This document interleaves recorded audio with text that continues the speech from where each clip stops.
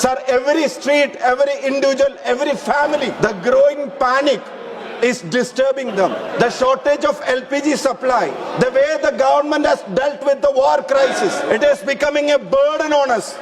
Sir, I must say, the government is creating two crises. One, the surrender crisis, and second, the cylinder crisis. Same. Sir, everywhere, every state, every cities, every households, they all are in distress. And the government is not finding time to discuss the LPG issue in this parliament. When LOP gave a notice, the government is not ready to discuss this. When crores of Indians are in distress, sir, where will we discuss these issues other than the parliament? Why we are elected and why we are here? To talk about those issues. But the government is not ready to address those issues. The government is not ready to open this floor for those issues.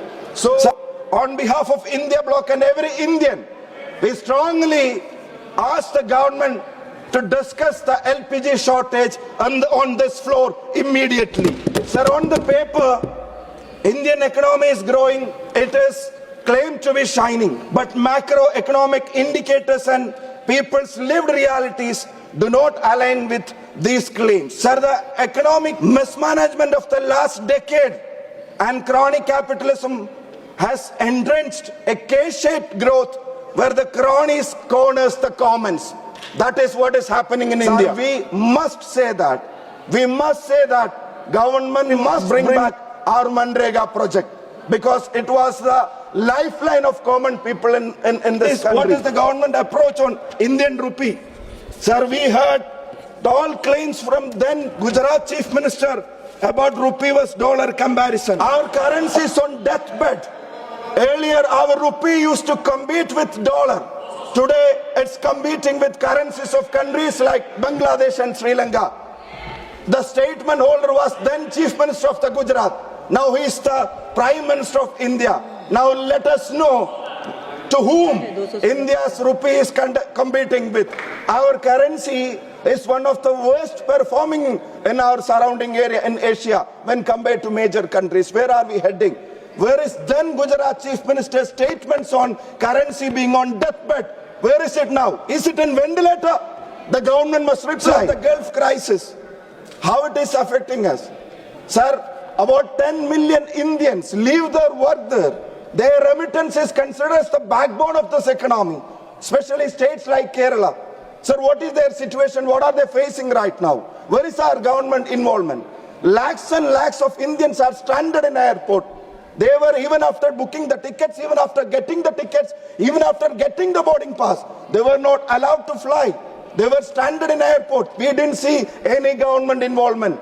We didn't see any diplomacy in act. Sir, we all know that. We all know that those people are our backbone.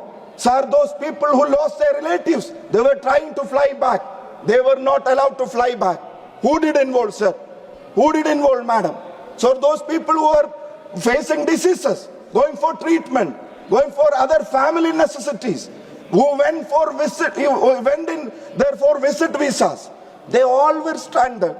We are not seeing any able and efficient involvement. Sir, I must say, in this crisis, silence is not diplomacy. It is surrender, complete surrender, which has happened to our country. Who will address those Indians who work hard for their family and the countries? How they will come back? What special arrangement is being done for them? The people in GCC, the difficulties that they are facing right now, that must be addressed. The government must be ready to discuss this on the floor. The government must ensure that action must be taken. But where the Prime Minister has not got time, ma'am, he is busy electioneering. The Treasury benches must say that the Prime Minister, he must remind himself that he is not just an election engineer, he is the Prime Minister of this country, an elected Prime Minister of this country. Sir, he went to Kerala the other day. Now there is a case in High Court where the High Court itself has asked the government, where is the aims for Kerala? The government reply was, it is not included in PMSSY this phase also. Why it is not included, ma'am? Why after 12 long years, the offered aims is not being declared in Kerala? Why? Because the people of Kerala condense their seats to 0 to 1 always, less than 1 always. Is that the reason? No other valid reason is being placed before the people of Kerala. Sir, when the high-speed railway corridors was announced, we were expecting one announcement for Kerala also, but it was also denied. Sir, the unemployment that is rising day by day, the youngsters in this country is in distress. The foreign policy is failing India. Sir, we may have heard Indira Ji talking to the world power. We all have heard that. We are not a nation that can be bullied or pressured by any power. India regards America as a friend, not as a boss. India is capable of writing its own destiny. This was her statement as a courageous Prime Minister.